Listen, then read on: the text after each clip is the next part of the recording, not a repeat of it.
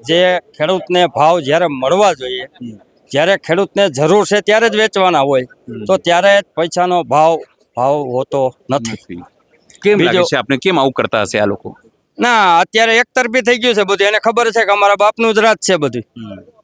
ભાજપને ખબર જ છે કે હિન્દુને નામે લોકો મત અમને નાખે જ છે, અને મૂર્ખ લોકો છે કે ભાજપમાં મત કરે છે હિન્દુને નામે. આજે ગાય એટલી કપાઈ છે, આજના પેપરમાં છે કે ગૌ માંસનું ફર્સ્ટ નંબરનું ગુજરાતમાં પકડાણું.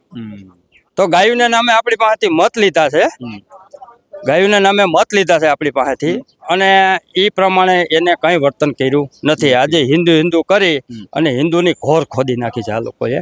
અમે 20 વર્ષ સુધી હિન્દુ કરીને ભાજપને મત દીધા. આજે છેલ્લા 7-8 વર્ષ થયા અમે એની સામે જ પડ્યા છીએ. હવે કોઈ પણ સંજોગે પરિવર્તન લાવવું, ભ્રષ્ટાચાર સિવાય બીજું કાંઈ છે નહીં.